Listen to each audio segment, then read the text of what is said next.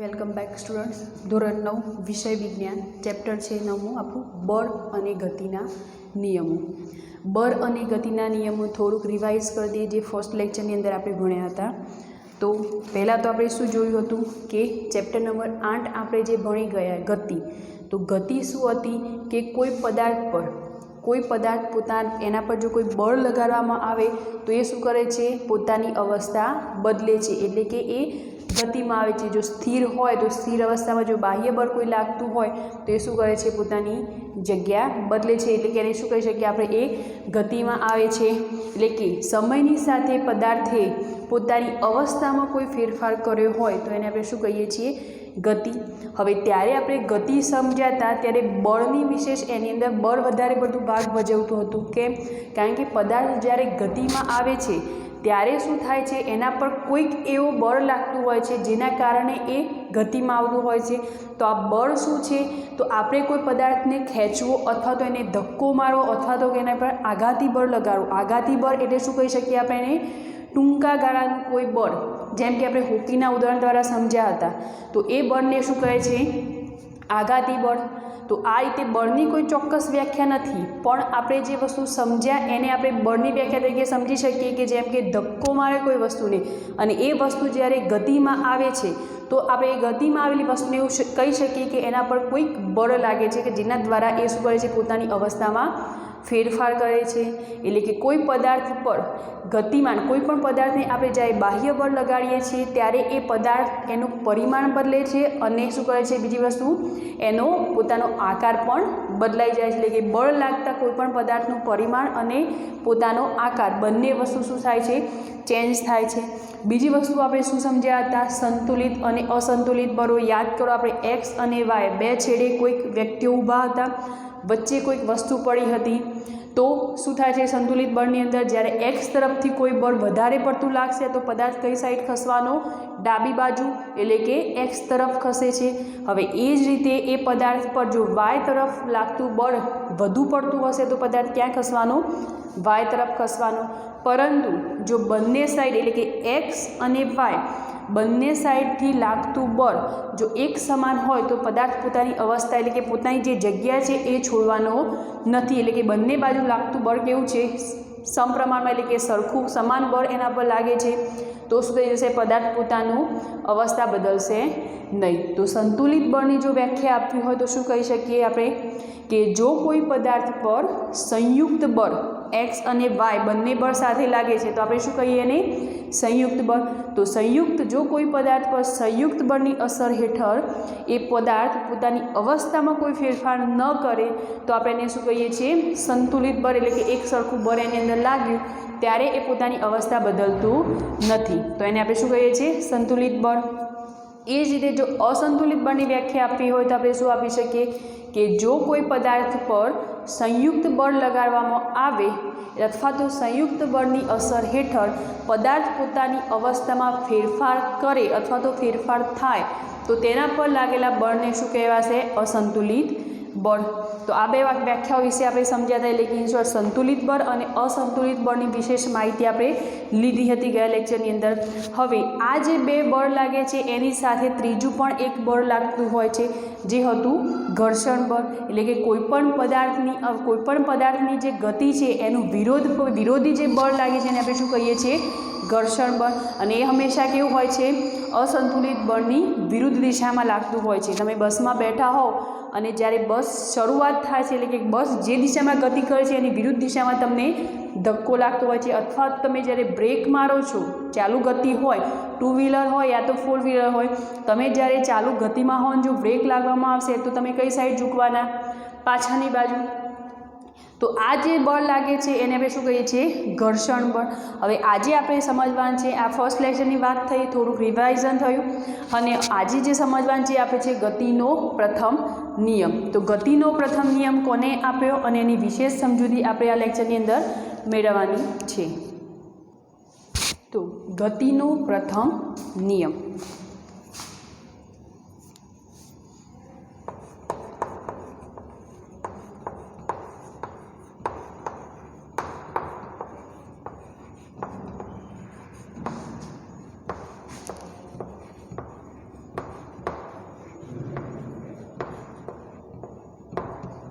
તો ગતિનો પ્રથમ નિયમ એનો વિચાર આપ્યો ગેલિલિયોએ। તો ગેલિલિયોએ શું કહ્યું? નિયમ તો ન્યૂટનના 3 નિયમો છે ગતિના, જેનો પ્રથમ નિયમ, બીજો નિયમ અને ત્રીજો નિયમ। પણ અહીંયા પહેલાં તો આપણે ગેલિલિયોના વિચારો સમજીએ કે ગેલિલિયોએ શું કહ્યું। તો ગેલિલિયોએ સૌપ્રથમ એવું કહ્યું કે જ્યારે કોઈ પદાર્થ હોય એને કોઈ ઢોરાવવાળી, ધારો કે કોઈ પદાર્થ છે એને આ રીતે કોઈ ઢોરાવ છે, એટલે કે ઢારવાળી વસ્તુ ઉપરથી પદાર્થ તરીકે આપણે અહીંયા લખોટી લઈ લઈએ, તો લખોટીને જ્યારે ગેલિલિયોએ એવું કહ્યું કે જ્યારે કોઈ લખોટી હોય એને કોઈ ઢારવાળી વસ્તુ ઉપર મુક્ત રીતે દેટ મીન્સ કે એના ઉપર કોઈ બાહ્ય બળ આપવાનું નથી, એને ત્યાં પકડી અને ત્યાં છોડી દેવાની છે, એટલે કે એના પર કોઈ બાહ્ય બળ લાગશે નહીં, અને ત્યાંથી એ પદાર્થ જ્યારે ગતિ કરે છે, હવે જ્યારે એ પદાર્થ મૂકવામાં આવે ત્યારે ઢારવાળી વસ્તુ પરથી એ જાતે જ ગતિ કરે છે। તો એવી ગતિને આપણે શું કહીએ છીએ? પ્રવેગી ગતિ। એટલે ધારો કે અહીંયા કોઈ વસ્તુ છે, એટલે કે લખોટી છે, તો લખોટીને જ્યારે અહીંયાથી મુક્ત રીતે મૂકવામાં આવે છે ત્યારે ત્યાં ગતિ ક્યાં કરશે? નીચેની તરફ। તો આ ગતિ કેવી કહેવાશે? પ્રવેગી ગતિ। હવે એ જ રીતે જ્યારે આ પદાર્થની સામે બીજો કોઈક એવી વસ્તુ મૂકવામાં આવે કે એ જ ઢારવાળી વસ્તુ, એટલે કે આ રીતે સામે કોઈ ઢાર છે,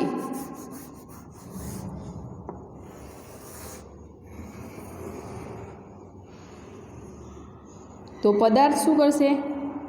અહીંયાથી નીચે આવ્યા બાદ, એટલે કે અહીંયા આવશે લખોટી, પછી તે શું કરશે? ઉપરની તરફ ગતિ કરશે, એટલે કે એ પદાર્થ અહીંયા આવ્યો, એટલે કે આ જગ્યા ઉપરથી પદાર્થ ક્યાં? ઉપરની તરફ ગતિ કરશે। હવે જે પ્રવેગી ગતિ છે એની વિરુદ્ધ સાઈડ, એટલે કે સામેની ગતિ, જેને આપણે શું કહીએ છીએ? પ્રતિપ્રવેગી ગતિ।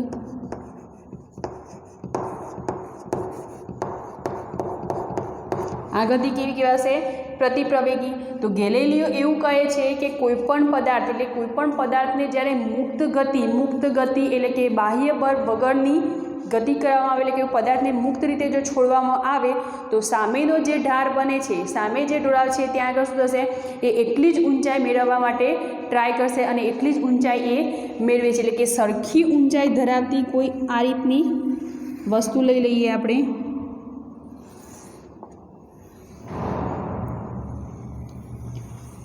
બંને ઢોળાવ આપણે સરખા જ આપવાના છે, એટલે કે આ રીતની કન્ડિશન હોય, આ જે બંને પ્રવેગી અને પ્રતિપ્રવેગીની વસ્તુ વિચારી એ આ રીતે હશે, તો શું થશે? અહીંયાથી જ્યારે પદાર્થને મુક્ત ગતિ કરવામાં આવશે તો શું થવાનું? એ પદાર્થ અહીંયા આવશે, ત્યારબાદ અહીંયા આવી અને એ પદાર્થ ક્યાં જવાનો?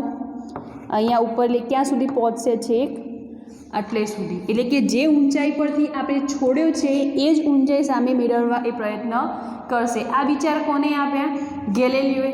ત્યારબાદ એમને શું કહ્યું કે કોઈ પદાર્થનો જે ઢાળ છે એ ઢાળ જે છે એને શું કરવાનું છે? ધીરે ધીરે સમક્ષિતિજ, એટલે કે ધીમે ધીમે એ ઢાળને ઘટાડવામાં આવશે। સમક્ષિતિજ એટલે કે આડી લાઈન જે છે ત્યાં સુધી કરવામાં આવશે। ત્યારે શું થાય છે તો એ આપણે સમજીએ। તો આ રીતે એ જ ઢોળાવ આપણે લઈ લઈએ, પણ સામેનો જો ઢાળ છે એને આપણે ઘટાડવાનો છે।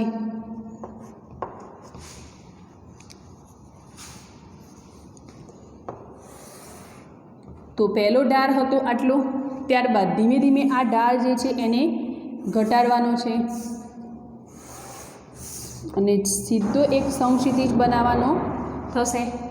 તો આ રીતે જ્યારે ઢાળ ઘટાડવામાં આવે, એટલે કે એને ધીરે ધીરે સમક્ષિતિજ દિશામાં કરવામાં આવે, તો આપણે થીટા તરીકે પહેલાં દર્શાવી દઈએ। તો આ જે પહેલો ખૂણો બને છે એને θ1 કહી દઈએ, બીજો જે ખૂણો બને છે એને θ2 કહી દઈએ, ત્રીજો જે ખૂણો બને છે એને θ3 અને લાસ્ટ જે ખૂણો બને છે એને θ4 કહી દઈએ। તો શું થવાનું? અહીંયા આ જે છે પદાર્થ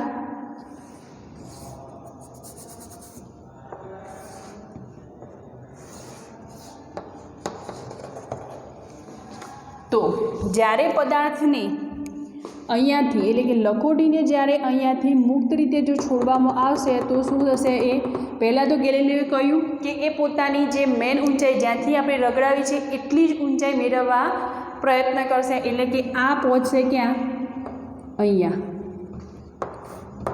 એ દિશામાં આગળ વધી અને જે ઊંચાઈ પરથી એને છોડી છે એ ઊંચાઈ મેળવવાનો પ્રયત્ન કરશે, એટલે કે θ1 ક્યાં પહોંચશે, જે ઊંચાઈ છે ત્યાં સુધી. હવે આપણે શું કર્યું, એ ઢાળ જે છે એને થોડો ઘટાડ્યો, એટલે એની ગતિમાં શું થાય, ઢાળ ઉપર જ્યારે ચડતી હશે તો શું થશે, એ પોતાની ગતિમાં વધારો કરશે અને એ ઊંચાઈ મેળવવા પ્રાપ્ત કરશે. જેવો ઢાળ થોડો ઓછો કરીએ છીએ ત્યારે શું કરશે, એ પોતાની ગતિ વધારે છે, એટલે કે અહીંયાથી જે સ્પીડે આવે છે ત્યાંથી આ શું કરશે, અહીંયા પહોંચી જશે, એટલે કે પોતાની જે ઊંચાઈ છે એ મેળવવા પ્રયત્ન કરશે. ત્યારબાદ ફરી θ3 જે કોર્નર બને છે ત્યાં આગળથી એ પદાર્થ આવશે, થોડી ગતિ વધશે અને થોડોક આગળ વધશે, એટલે કે લખોટી જે છે એ થોડીક આગળ જશે. ત્યારબાદ જે θ4 નંબરનો ખૂણો બને છે ત્યાં શું થવાનું, એ પણ પોતાની જે ઊંચાઈથી છોડવામાં આવે છે એટલી જ ઊંચાઈ એ મેળવવા પ્રયત્ન કરે છે. હવે જ્યારે ઢાળ બિલકુલ નથી, જ્યારે સમશીતોષ રેખા બની જાય છે ત્યારે પદાર્થ શું થાય છે, સતત ને સતત ગતિ કરે છે, એટલે કે પોતાની ગતિમાં વધારો થાય છે. તો ગેલિલિયોના જે વિચારો હતા એમને શું કર્યું કે જ્યારે સમશીતોષ રેખા બનાવવામાં આવે ત્યારે જે પદાર્થને મુક્ત રીતે છોડવામાં આવે છે, કોઈ બાહ્ય બળ એની પર લગાડવામાં આવ્યું નથી, ત્યારે તે પદાર્થની ગતિમાં સતત શું થાય છે, વધારો થાય છે, એટલે કે સમશીતોષ વધશે ખરા ગતિ, પણ એવું પણ નથી કે લખોટી સતત ને સતત ગતિ કરશે, ક્યાંક ઘર્ષણ બળને કારણે એ ક્યાંક આગળ જઈને ઊભી રહેશે, પરંતુ જે પહેલો ઢાળ હતો એ કરતાં એની ગતિ કેવી છે, વધુ છે, એટલે કે જે ઊંચાઈ જે છે એ વધુને વધુ મેળવવા પ્રયત્ન કરે છે. હવે આ જે હતું તારણ એ ખાલી ગેલિલિયોના વિચારો હતા. હવે એ વિચારો પરથી ન્યૂટને પોતાની અલગ નિયમો આપ્યા, એ વિચારોને ધ્યાનમાં રાખીને. તો એને ન્યૂટનના 3 ગતિના નિયમો કહેવામાં આવે છે, જે છે પ્રથમ નિયમ આપણે ભણવાનો છે. હાલ જે સમજ મેળવી આપણે ગેલિલિયોની સમજ હતી, પણ ગતિના 3 નિયમો કોને આપ્યા, તો ન્યૂટનને. તો ન્યૂટનનો પહેલો નિયમ, જે વસ્તુ આપણે ગેલિલિયોના વિચારો સમજ્યા એના ઉપરથી એને આગળ ધપાવ્યા અને એના પરથી ન્યૂટને પ્રથમ નિયમ આપ્યો, જે હતો જો કોઈ પદાર્થ પર બાહ્ય અસંતુલિત બળ એટલે કે હમણાં જ આપણે સમજ્યા, એટલે કે કોઈ બળ એના પર લગાડવામાં આવતું નથી, તો ન્યૂટનને એવું કહ્યું કે જો કોઈ પદાર્થ પર બાહ્ય અસંતુલિત બળ લગાવવામાં ન આવે તો પદાર્થ એટલે કે જે તે પદાર્થ છે એ પોતાની ગતિનો એ મૂળ અવસ્થા એટલે કે મૂળ જે સ્થિતિ છે એને શું કરે છે, પોતે જાળવી રાખે છે. એટલે આનો મતલબ શું થયો કે સ્થિર પદાર્થ છે એ સ્થિર અવસ્થામાં રહે છે અને અચળ વેગી ગતિ કરતો પદાર્થ જે છે એ પોતાનો વેગ શું કરે છે, જાળવી રાખે છે. એટલે કે મૂળ સ્થિતિ કઈ કહેવાશે, આ એમ થઈ જશે મૂળ સ્થિતિ. તો મૂળ સ્થિતિ છે એ જાળવવા પ્રયત્ન કરે છે, એટલે કે મૂળ સ્થિતિ જે છે એ શું કરે છે, પોતે જાળવી રાખે છે. તો આ આપણો થયો ગેલિલિયોનો ન્યૂટનનો પ્રથમ નિયમ. તો પ્રથમ નિયમ શું થશે કે જો કોઈ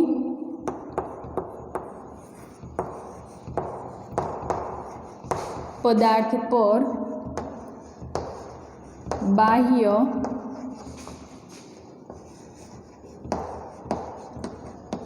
અસંતુલિત બળ લગાડવામાં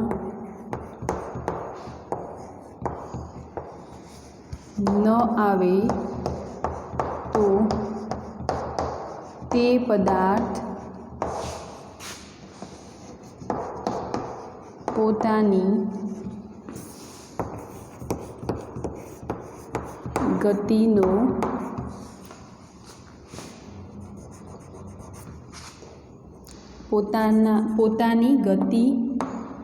ગતિની મૂળ સ્થિતિને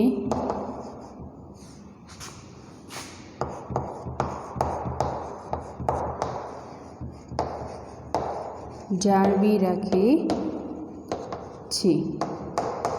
શું કહ્યું એને કે જો કોઈ પદાર્થ પર બાહ્ય અસંતુલિત બળ લગાડવામાં ન આવે તો તે પદાર્થ પોતાની મૂળ જે ગતિની જે મૂળ અવસ્થા છે, મૂળ સ્થિતિ છે એને શું કરે છે, જાળવી રાખે છે. તો આનો મતલબ શું થશે, તો મતલબ કે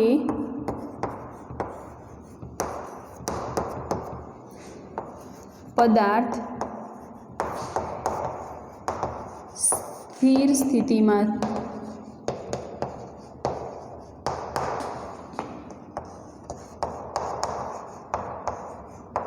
તો સ્થિર અને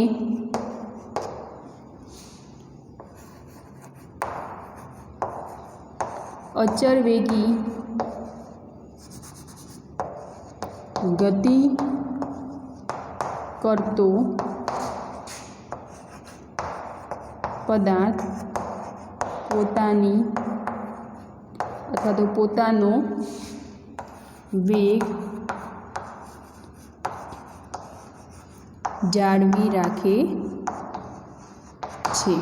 આનો મતલબ સ્થિર સ્થિતિમાં રહેલો પદાર્થ સ્થિર એટલે કે સ્થિર પદાર્થ સ્થિર રહે છે અને અચળ વેગી ગતિ કરતો પદાર્થ પોતાનો વેગ શું કરે છે એટલે કે અચળ જે વેગ છે એને શું કરે છે જાળવી રાખે છે। હવે આ જે ગતિનો નિયમ જે છે એને જડત્વનો નિયમ પણ કહેવામાં આવે છે।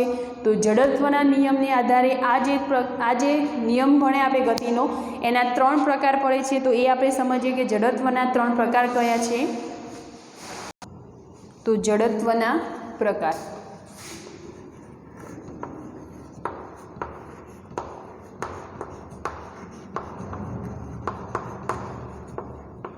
પહેલાં તો આ નિયમને જડત્વનો નિયમ કેમ કહે છે?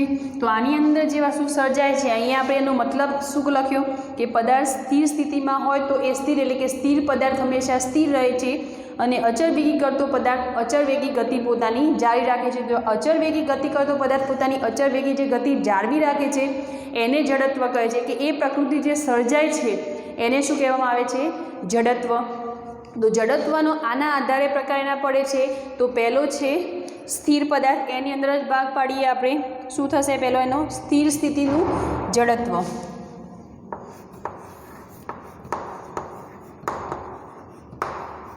સ્થિર પદાર્થ સ્થિર રહેશે તો સ્થિર સ્થિતિનું જડત્વ। એ રીતે બીજો પ્રકાર છે એનો ગતિમાન સ્થિતિનું। અચળ વેગી ગતિ કરતો પદાર્થ હંમેશા શું થાય છે? અચળ વેગી ગતિ પોતાની જાળવી રાખે છે એટલે કે ગતિમાન પદાર્થનું જડત્વ।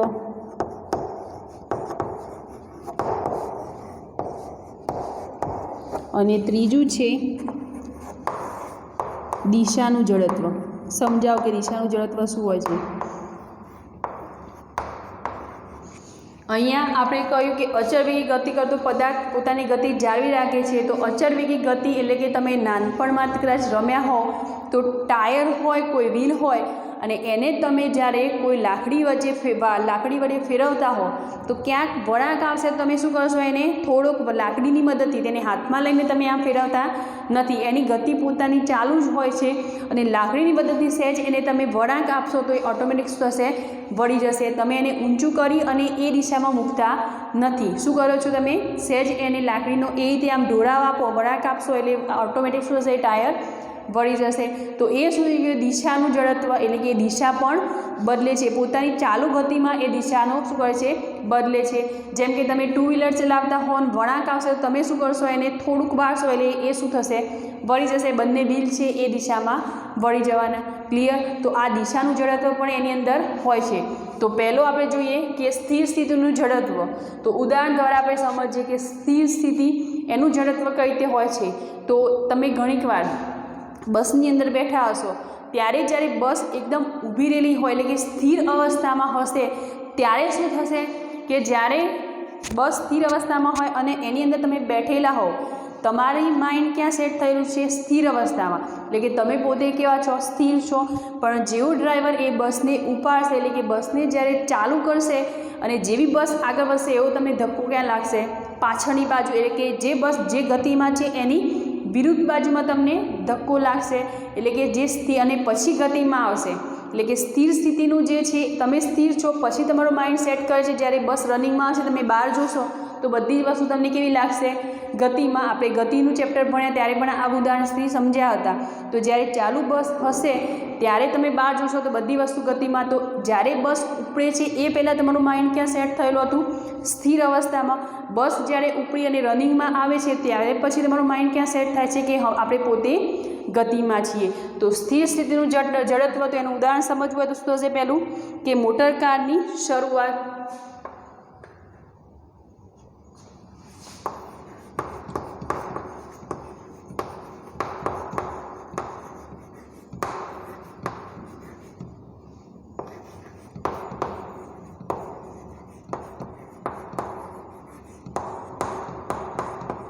મોટર કારની થતી શરૂઆતની ગતિ કે જેની અંદર તમારું માઇન્ડ સ્થિર સેટ થયું છે, એટલે તમને ક્યાં ધક્કો લાગે છે? પાછળની બાજુ ધક્કો લાગે છે, પણ વાસ્તવમાં એની ગતિ ક્યાં છે? તમારે જે ધક્કો લાગ્યો એની વિરુદ્ધ બાજુમાં અથવા તો જે ગતિ છે એની વિરુદ્ધ સાઈડમાં તમને ધક્કો લાગે છે. હવે બીજી વસ્તુ છે ગતિમાન પદાર્થનું જડત્વ. તો એ જ બસ છે, એ જ વ્યક્તિ, તમે એવું બેઠા છો ત્યાં આગળ, તો તમે વિચારો કે બસ જ્યારે પથ પર ચાલે છે, હવે તમારું માઇન્ડ ક્યાં સેટ થઈ ગયું કે આપણે પોતે ગતિમાં છીએ. પણ જો કદાચ કોઈ વ્હીકલ સામે આવ્યું અથવા તો કોઈ પ્રાણી વચ્ચે આવશે તો ડ્રાઈવર શું કરશે? એને અચાનક બ્રેક મારશે. તો અચાનક જ્યારે બ્રેક મારે છે ત્યારે તમે હવે ક્યાં લાગશે તમારો ધક્કો? તમે ગતિમાં છો અને બ્રેક લાગી એટલે કે એની સ્થિર અવસ્થા આવી. તો જ્યારે સ્થિર અવસ્થા આવશે ત્યારે તમને ધક્કો ક્યાં લાગે છે? આગળની તરફ. તો જ્યારે આગળની તરફ ધક્કો લાગે છે એટલે શું થશે? ગતિમાન પદાર્થનું જડત્વ. એટલે કે ગતિમાં તમારું ગતિમાન પદાર્થ જે છે, એટલે કે તમે પોતે વ્યક્તિ તરીકે ત્યાં બેઠા છો તો તમે ગતિમાં છો એ તમારું માઇન્ડ સેટ થાય છે, પણ અચાનક એ અવસ્થા ક્યાં આવી જાય છે? સ્થિર. એટલે ધક્કો તમને ક્યાં લાગે છે? આગળ. બ્રેક મારશે એટલે તમે ક્યાં પડવાના? બ્રેક લાગશે એટલે વ્હીકલ થોડાક એની વિરુદ્ધ સાઈડમાં જવાના, પણ તમારો ધક્કો ક્યાં લાગશે? સામેની બાજુ, આગળની તરફ. તો બ્રેક મારતા થતી ગતિ મોટરકારની એ જ વસ્તુ, એટલે કે મોટરકારની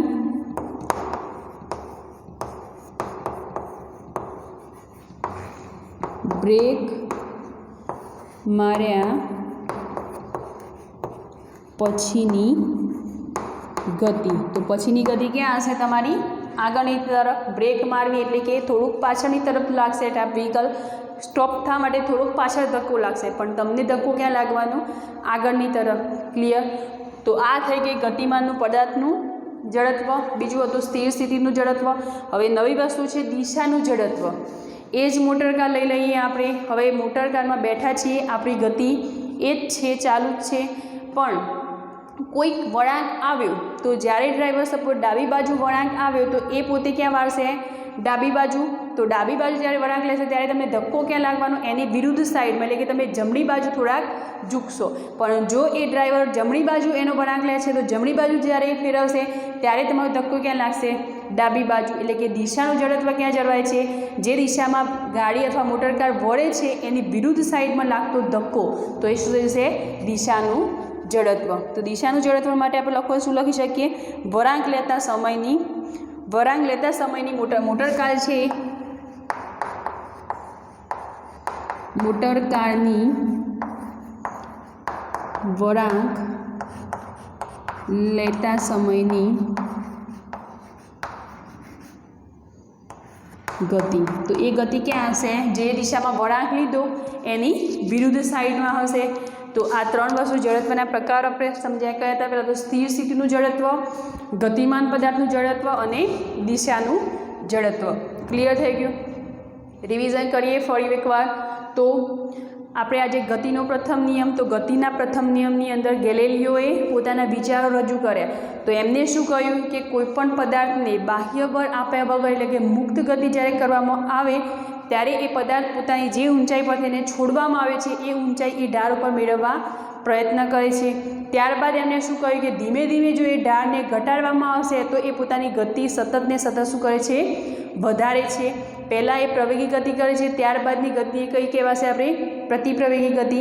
પણ સમક્ષિતિજ રેખામાં જ્યારે આવશે ત્યારે તે પોતાની ગતિ સતતને સતત ચાલુ રાખે છે. એટલે કે જે મૂળ અવસ્થામાંથી એની મૂળ સ્થિતિમાં જ્યાંથી છોડે તો એ અવસ્થા મેળવવા એ પ્રયત્ન કરે છે. હવે આ જે ગેલેલિયોના વિચારો હતા એ ન્યૂટને લીધા. ન્યૂટને એ વિચારો ઉપરથી 3 નિયમો આપ્યા ગતિના. તો એમાં ગતિનો પ્રથમ નિયમ આપણે શું કહી શકીએ કે જો કોઈ પદાર્થ પર બાહ્ય અસંતુલિત બળ લગાડવામાં ન આવે તો પદાર્થ ગતિની મૂળ સ્થિતિને શું કરે છે? પોતે જાળવી રાખે છે. બાહ્ય અસંતુલિત બળ એટલે કે એને મુક્ત રીતે છોડવામાં આવે તો એ પદાર્થ પોતે પોતાની મૂળ અવસ્થા મેળવવા શું કરે છે? પ્રયત્ન કરે છે. એનો મતલબ શું થાય? તો મતલબ કે કોઈ પદાર્થ સ્થિર પદાર્થ હોય તો એ પોતાની સ્થિર સ્થિતિ જાળવી રાખે છે, અને કોઈ અચળ વેગી ગતિ કરતો પદાર્થ હોય તો પોતાની અચળ વેગી જે ગતિ છે એને શું કરે છે? પોતે જાળવી રાખે છે. હવે જે ન્યૂટનનો પ્રથમ ગતિનો નિયમ છે એને જડત્વનો નિયમ પણ કહે છે. તો શેના આધારે? તો અચળ વેગી ગતિ કરતો પદાર્થ પોતાની અચળ વેગી ગતિ જાળવી રાખે છે, એને આપણે એ પ્રકૃતિ જે સર્જાય છે એને શું કહે છે? જડત્વ.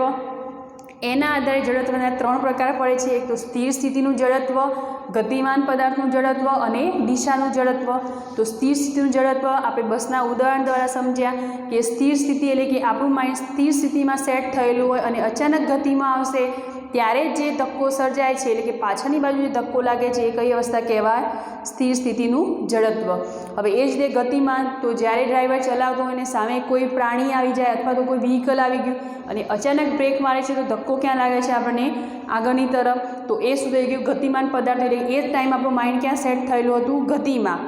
અને અચાનક આપણું માઇન્ડ આપણને ધક્કો લાગે છે એટલે કે આપણે ક્યાં થઈએ? સ્થિર થઈએ છીએ.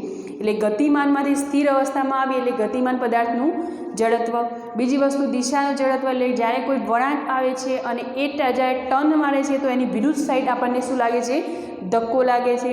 એટલે કે જો ડાબી બાજુનો વળાંક હોય તો આપણને જમણી બાજુ લાગે છે ધક્કો, અને જો જમણી બાજુનો વળાંક હોય તો આપણે કઈ બાજુ ઝૂકીએ છીએ? ડાબી બાજુ.